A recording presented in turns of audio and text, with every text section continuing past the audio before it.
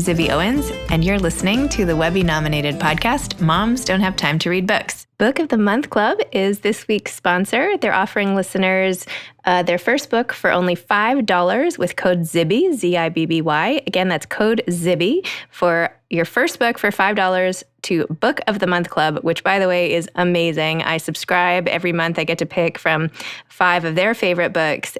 Most of the time, one of them is by an author I've had on my podcast, and then it just arrives. I've given it as a gift. I adore it, and you will too. So think of it for gifts, and for sure, go on bookofthemonth.com and subscribe yourself. Tonya Dalton is the author of The Joy of Missing Out, Live More by Doing Less. Tonya is the founder and CEO of inkWELL Press Productivity Co., a business focused on helping women create fulfilling lives around their priorities. Her podcast, Productivity Paradox, has been downloaded more than 1 million times since its launch in 2017. She currently lives with her husband and 2 children in Asheville, North Carolina.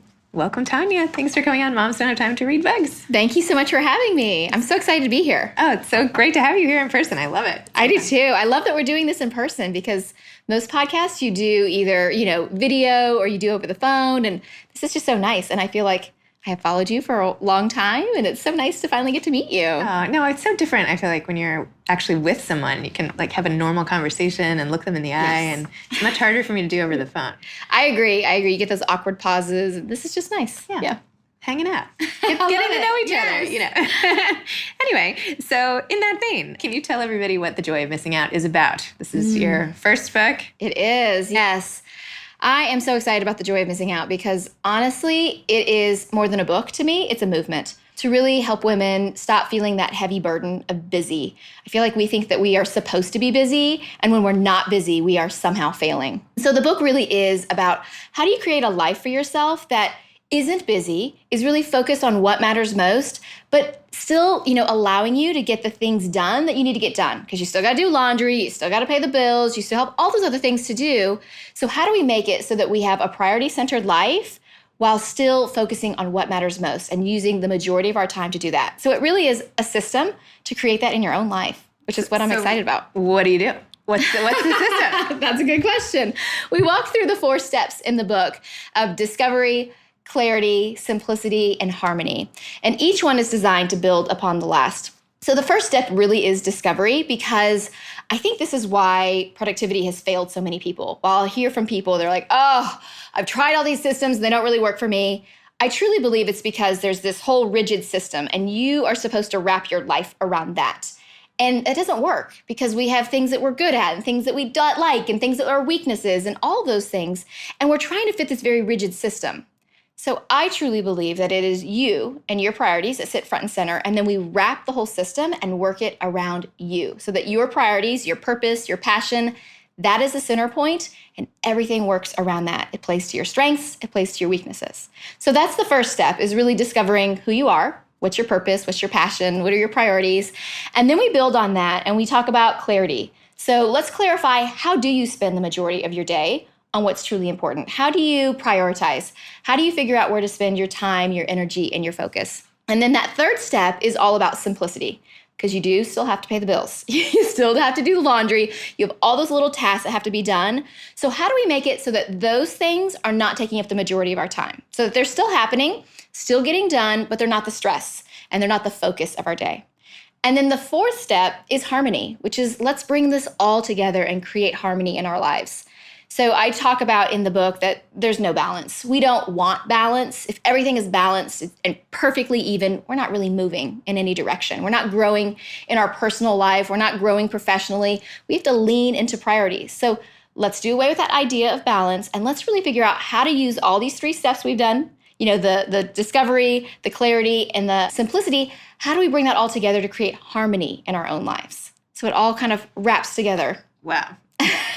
So when I have my to-do list and I pick up your book, yes, and I'm trying to figure out if I should deal with the save the dates for my son's bar mitzvah, or if I should start preparing for my next podcast, or if I should order the thing my other daughter needs, how would your system help me clarify what I should do next? I love this question because this is part of the reason why, and in the book, I say you got to toss the to-do list, because I think the to-do list is one of the things that really does work against us. It's so long, it's overwhelming, it's scattered, it's unorganized. And so I like to tell people overwhelm isn't having too much to do.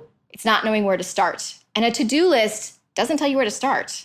In fact, usually you'll go for like the quick, easy wins on your to-do list that don't really drive you forward. They're not really the important things, but they're quick, easy things that we can scratch off. And we love to scratch things off our to-do list. Yeah. We love it. I mean, how many times have you written something down on your list just to scratch it off, right? I have done that. Yep. Mm-hmm. All of us have. But if I don't write it down, I don't ever remember to do it. It's like my brain is overloaded. And no, I totally agree. And I do believe in writing things down. But instead of doing a to-do list, make a priority list. So I like to say that a priority list is a to-do list with intention. So it's the same thing as a to-do list. It takes the same amount of time. It takes the same truly amount of effort. It's just a little bit of extra thought into it and prioritizing. So I have a whole system that we walk through in the book where we take our tasks and we prioritize them into 3 categories: escalate, cultivate, and accommodate. So we start at the top with tasks that are important. And when I say important, I mean they're tied to a goal. They are connected to our North Star, which is our mission, our vision, our core values. They are things that are advantageous in our lives. They're good investments in ourselves that our future selves will appreciate and be grateful for. And they're things that are essential that really do have to be done by us. So at the very top, important and urgent. So still have an urgent deadline, but these are things that are really important. And then next on our list is the cultivate tasks. And these are the things that often get pushed aside because they're important and they really will help drive us forward. But because they're not urgent, they don't have this screaming deadline, they get pushed aside to be done later. And that happens a lot. This is where things live, like registering for a class that'll really help you out, or working on your family budget, or any of those things that really are helpful in our lives, but they don't have this like really looming deadline. Like making photo albums of the kids. Making photo albums of the kids. That's a great one because it's something that is really meaningful for you and will bring a lot of joy and happiness. And so it's advantageous. It's linked to your North Star because for many of us, our North Star is tied a lot to our families. But because it's not this urgent deadline, we're like, I'll do it later. And then we have that guilt about, I haven't done the photo albums, right? Yes. So that's a cultivate task. So I say you do the escalate, then the cultivate, and then at the bottom, that's our accommodate area. Those are tasks that are not really important, but they're urgent.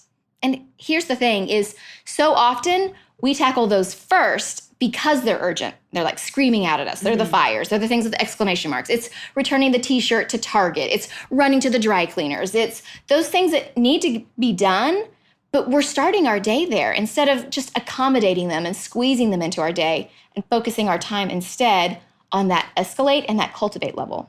So when you have a priority list, you start at the top and you work your way down. You know where to start, what to work on next, and that is so empowering, I feel like. When we feel like we know the direction our day is going, we feel like we own our day instead of our day owning us. So I feel like the first step, though, is acknowledging the problem.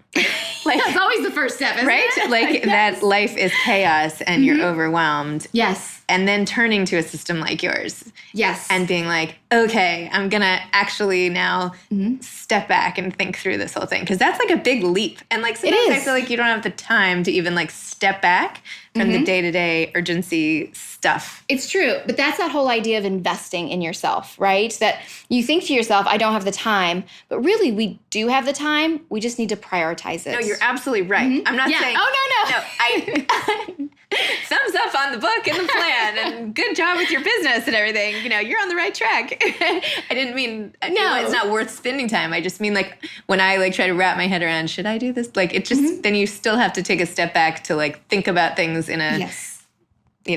Farther view. Oh, I totally agree. I think our biggest stumbling block oftentimes is that whole idea of I don't have the time or I can't do this right now because I'm so busy chasing after all the other things that are keeping us busy. Right. But this is why we run around all day long. We check 1,000 things off our to-do list and we slide into bed at night and we think, why didn't I get more done? And we feel unsatisfied, unsuccessful. And that's a terrible way to end our days. We should be ending our days feeling really good. And, I like to tell people, yes, maybe you check 30 things off your task list, but if you're going in 30 different directions, if you're standing and you take 30 steps in 30 different directions, where are you going to end up? Not really anywhere, right? Maybe in the same spot where you were when you started. But if you instead chose to make 3 steps, 3 intentional steps in one forward direction, where are you going to end up? Closer to where you want to go. And that's the thing. It really is this idea of this intentionality, this unhurried purpose that we truly want to have in our days. And I think that for many people, if you're finding that when people ask you, how are you?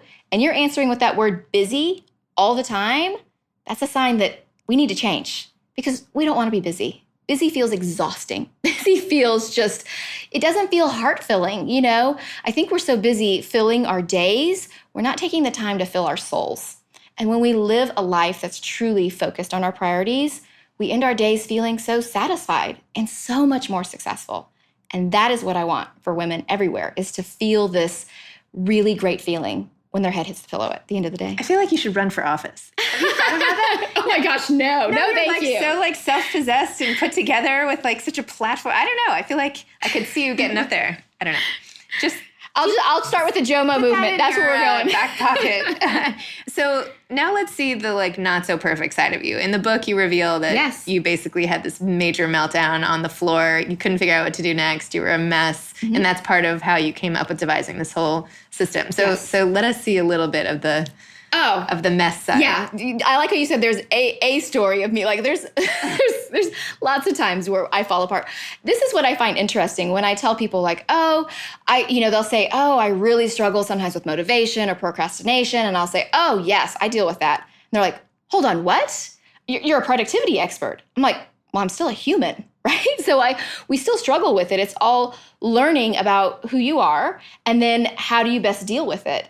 And so for me, yes, there have been times, I tell the story in the book of me seriously turning in circles in my kitchen. I drop my kids off at school and I'm racing home and I get home because I have so much to do.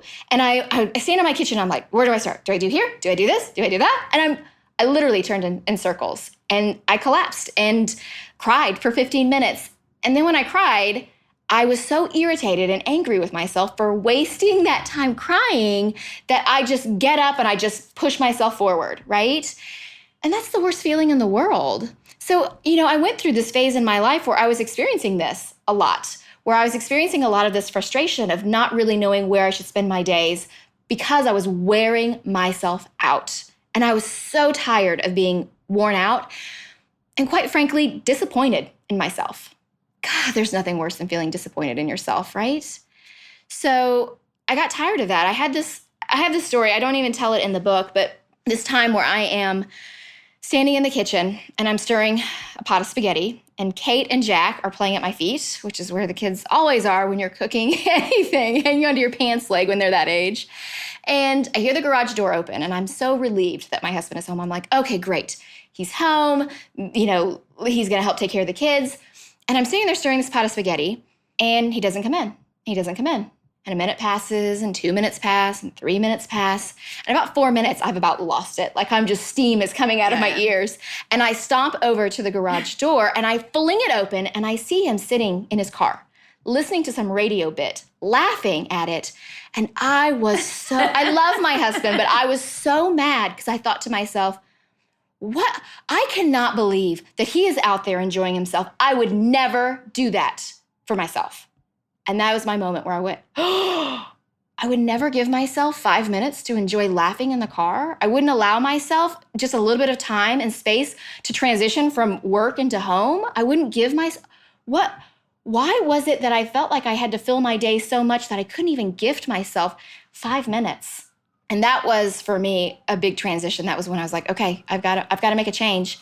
So I did. I made the change in my own life. And then in talking with women and really meeting with them and hearing their struggles, that was what really got me wanting to work with women and really helping them reshift their priorities and really make it so those were really what shined in the spotlight of their days. And so that just began to grow. And so I opened up inkWELL Press, which is a productivity company focused on helping women live productive lives, which means not doing more, but doing what's most important. And then I started a podcast and I did courses and now we have the book. So it's just grown and grown because I truly believe women are underrepresented when we talk about productivity. If you look at the books that are out there, they're all from men. Our shelves are filled with books from men. Men like David and Tim and Stephen, and right? There's no women out there talking about the unique perspective we have as women, the things that we struggle with, that because it is different from what a lot of men struggle with. So I wanted to write, I like to say it's like my love letter to women, that it's like, it's going to be okay. We can get this figured out. I understand your struggles. I've been there. I've been a stay-at-home mom. I've been a work-at-home mom. I've been a full-time working mom. I get it. I get the mom guilt. I get the frustrations. I get it that you can't even go to the bathroom by yourself sometimes. You're just like, can I have 5 minutes to myself? So I wanted to write a book that really leaned into that and showed them that this is possible. And in fact, it's not just my stories in the book. It's stories of other women in all walks of life who've applied this system and made it work for them and are now living happier lives. So that's what I want out of this book. I really want women to feel so good about their days. So you don't just want them to miss out. No, I want them to miss out on the clutter and the noise in their life and the busyness. I think if we think about that ideal day that we dream about, sometimes when you're in the shower and you're thinking about, oh, wouldn't it be nice if this was happening in my life? There's so many amazing, beautiful things in that day, but there's a lot of things that are missing. The feeling of, guilt, that you feel like you have to say yes to everything instead of saying yes to the things you want to, the feeling of being stretched too thin, the feeling of being busy and feeling like you don't have 5 seconds to yourself. Let's choose to miss out on those things because there really is joy and happiness already in our days. We just have to find it. It's already there. Let's just discover it. So you took your own personal struggle and turned it into a business to help other people. Mm-hmm. You sell these amazing products, which are like adorable as well. They're like aesthetically, adorable is the wrong word. Like aesthetically super pleasing, Yes, I want them to be, this is the thing, is I believe that things should be really functional, but let's make them beautiful so we want to use them. Thank you. Those are better words. We want to use them. I want it to feel like planning your day feels like this beautiful ritual, kind of like a Japanese tea ceremony where it's this, yes, drinking tea is a regular everyday thing. Planning is a regular everyday thing. Let's make it beautiful. Let's make it something you look forward to. So you were so busy that you decided to add a million things onto your plate. I know, right? So you already had your system with all the buckets, but now you have a whole new thing that you have to integrate into your already busy life. Yes. So how do you go about, when you woke up this morning, did you go through and make the list the way you were just describing? How do you just get through the day? And what do you do when things come up that totally throw you off or a sickness or, just something that gets you off? Yep. Oh, I know. Because let's be honest, lots of that's life. Right? Oh, because that is totally life, especially if you're a mom. Yeah. That is absolutely life. And so you'll see that word flexible show up again and again and again in the book. I think so many systems are so rigid and they are so structured that they don't really work for you. Mm-hmm. We want to create a system, and that's all about customizing the system that works for you in your life. So plays to your strengths, but plays also to your weaknesses, and allows that flexibility for a kid crawling into your bed at 3 o'clock in the morning, for waking up with allergies, for life. So truly, one of the things that I do every day, and we talk about this in the book because I have a whole system of how do you create structure for your days and your weeks, but I do plan each day as it comes. So I don't sit down on Sunday and say, okay, this is what I'm doing Monday, Tuesday, Wednesday, Thursday. There's no flexibility in that. So I sit down on Sundays. I do Sunday planning with my family, which I call team planning. I'm really big on bringing in your team. We talk a lot about how you bring your family into this productivity system. So I do that on Sundays for my family and Mondays for work. But on Sundays, I sit down and I map out. These are the things I'd like to have happen. And then each morning, I spend about 10 minutes at the very most mapping out my day and creating my list. And that way I'm able to say, okay, you know what? Today feels really good. I'm going to be able to get these things done. Or you know what? Today it's just not good. It's raining. The kids were late to school. The alarm didn't go off. Whatever it is, and we can adjust. If you're not giving yourself that grace, if you're not giving yourself that flexibility in your life, it is so hard to keep up to these standards that we are setting for ourselves, these impossibly high standards.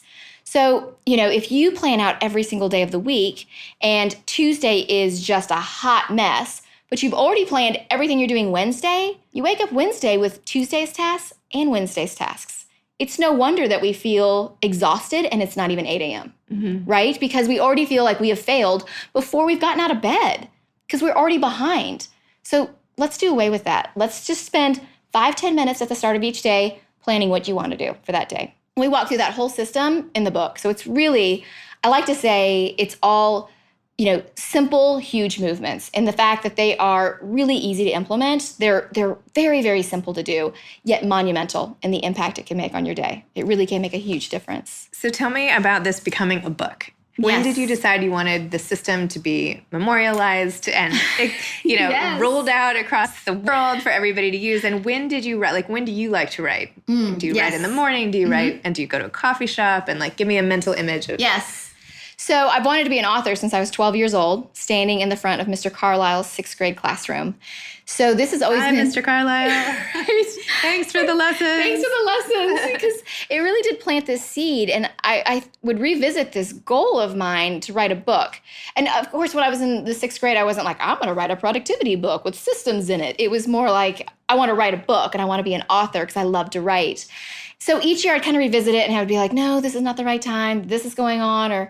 And it all kind of came to fruition in October. I guess now I have the worst time with years because I'm always making planners for different years. So in 2017, where I was approached by a couple of publishers.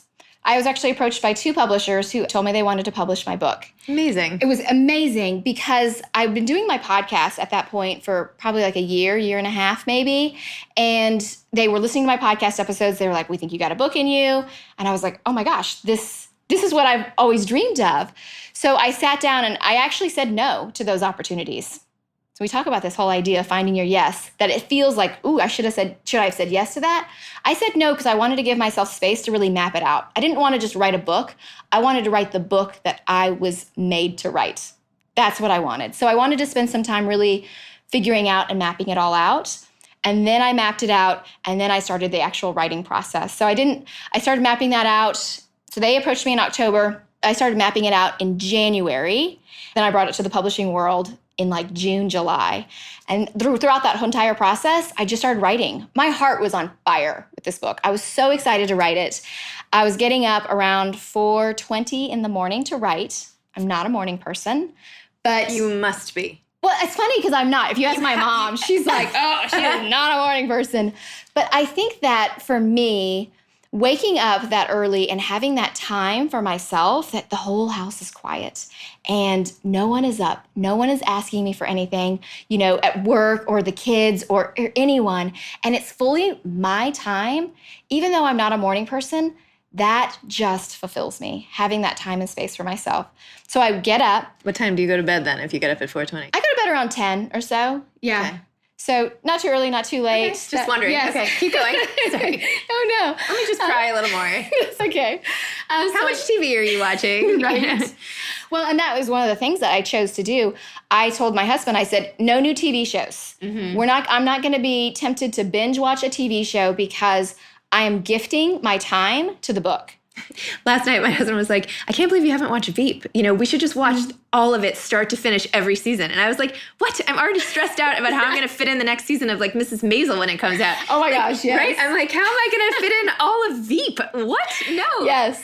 Well, I think this is the thing is we don't feel like we have the time, but if you prioritize and you say, okay. I'm not prioritizing Veep. No. Okay. Yeah, if you prioritize it, that time is there. We just have to discover it.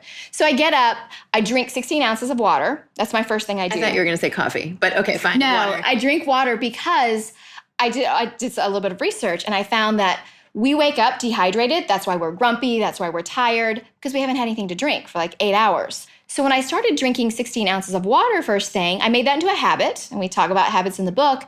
I made that into a habit. I was like, oh, wow, I feel so much better if that's the first thing I do. It really, and it's 25% of my water intake for the day. So I'm like, double check mark on that. I feel better. I feel like I just got a little win in my day, built up a little momentum.